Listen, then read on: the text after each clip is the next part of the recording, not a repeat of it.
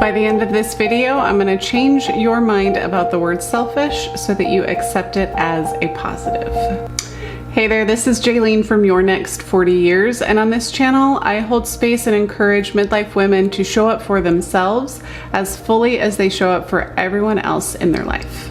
So if that sounds like something that you're interested in and you want to be a part of it, please go ahead and hit the like and the subscribe button and the bell notification so that you get notified each week when I put up a new video. So if you look up the word selfish on dictionary.com, you get something like concerned with one's own interests, which doesn't really sound that bad to me. But then you go over to thesaurus.com and type in the word selfish, and you get synonyms like greedy, egotistical, self-centered. So somewhere along the way, being concerned primarily with your own self has gotten a bad rap. And I don't totally agree with this. I think that it all depends on your intention. And for me, if your intention is pure and from a place of love, then being selfish can actually be the best thing that you can do for the other people in your life. So you may have heard me talk about this idea of self with a capital S. I did cover some of this in a previous video on how to validate yourself without feeling shame or guilt. And I'll link that video in the comments below.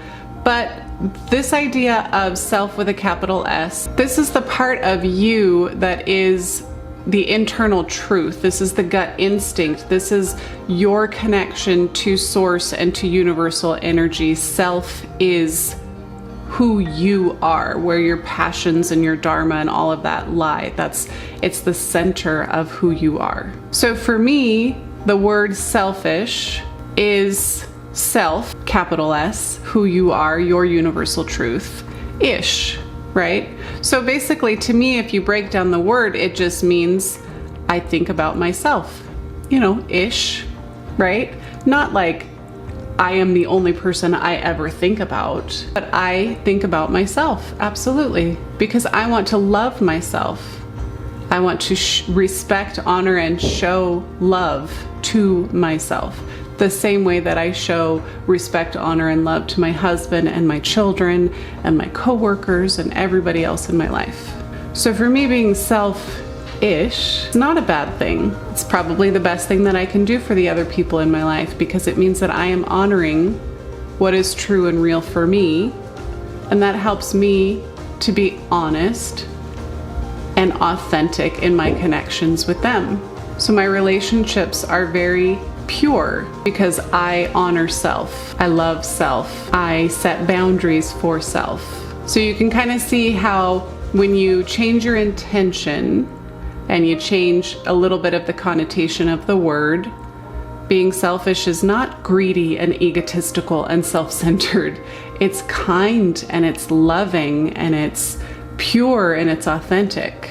So I encourage everybody that I know and meet and talk to be a little selfish, to be self-ish, to love, honor, respect, and show support for self. So let's just go through in this video. I just kind of want to go through some of the ways that being selfish can actually help the other people in your life. So for me, I fully understand this concept. I am completely on board with this concept. I practice this daily.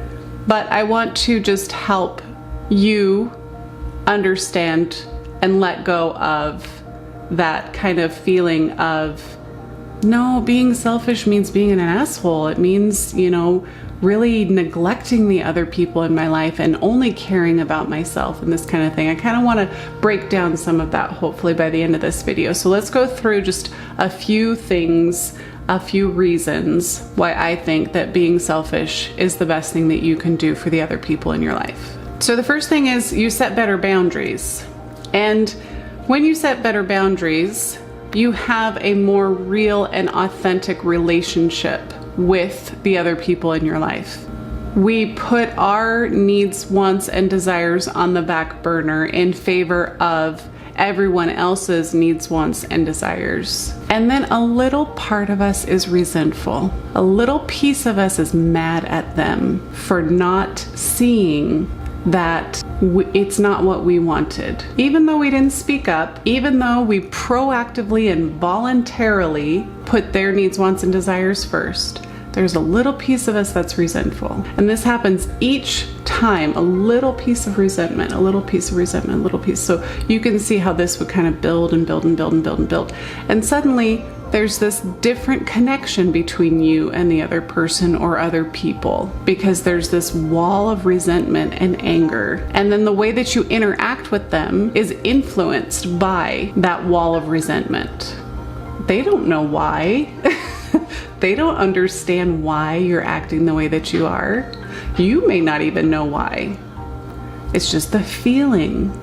My needs are never met, and I am mad about it, and I am resentful about it, and I'm gonna blow up about whatever, the toilet paper roll being facing down instead of up, or whatever, whatever it is, right?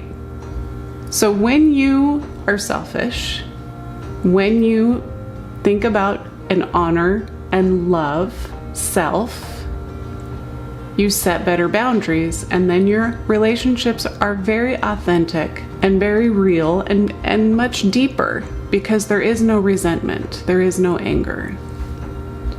You say, you know what, last time we did it this way. I'm really feeling like I'd like to do it this way this time. That doesn't make you an asshole. It doesn't make you self-centered or egotistical or anything negative. That's just you communicating how you would like things to go this time. So better boundaries. Better boundaries is one way that being selfish is fantastic for the other people in your life. So the next way is you have greater personal accountability. When you are loving and honoring self and listening to her and what she needs, you have greater personal accountability to your feelings, to your goals, to what your needs are. And that means that other people know very clearly how to interact with you. And you know that if I did not reach my goals today, that's on me. I am accountable to that. I didn't honor self, or I chose not to do this and this, or, I didn't take the steps that I needed to get closer to my goals. It's not, well, I didn't have time because you did that, or I didn't have scissors or the materials that I needed for this project because you took off with them, or, there's none of that like outward projection. You're honoring self, you're honoring your goals and what you need. You are accountable, and only you. And that benefits the people in your life because they know exactly where they stand. They know exactly how to interact. They know exactly how to show up. They know that they can count on you and trust you. They're not going to get blamed for something because you're going to be accountable. And the next one, when you are selfish, when you're honoring self, it naturally brings you a greater sense of well-being, of calm, and of peace.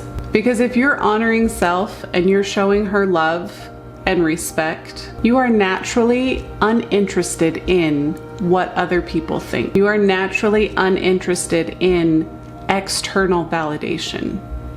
You are thinking and paying attention to and tuned into the internal world and what self needs and what self is saying and how you can show her love and respect. So all of these things, the number one kind of reason why being selfish doesn't make you an asshole and is so good for the other people in your life is because it improves your relationships with people. When you have that sense of well-being, when you have that personal accountability, when you are honoring and listening to and loving self, you have your good boundaries, it naturally just makes your connections with people more honest, more authentic, they're deeper and more loving. You're getting what you need, so you feel calm and peaceful and happy. It benefits everybody for you to be selfish.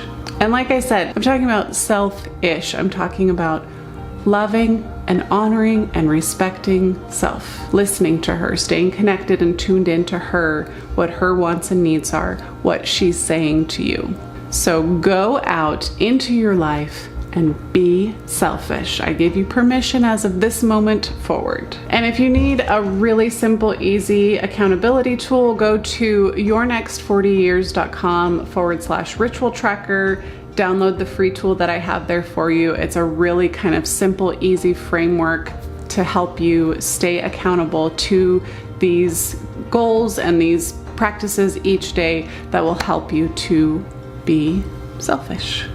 All right, that's all that I have for you today. Thank you so much for being here and spending time with me. I so appreciate you. Please go ahead and share this video with anybody that you think would resonate with it. And don't forget to like and subscribe, and I will see you in the next video.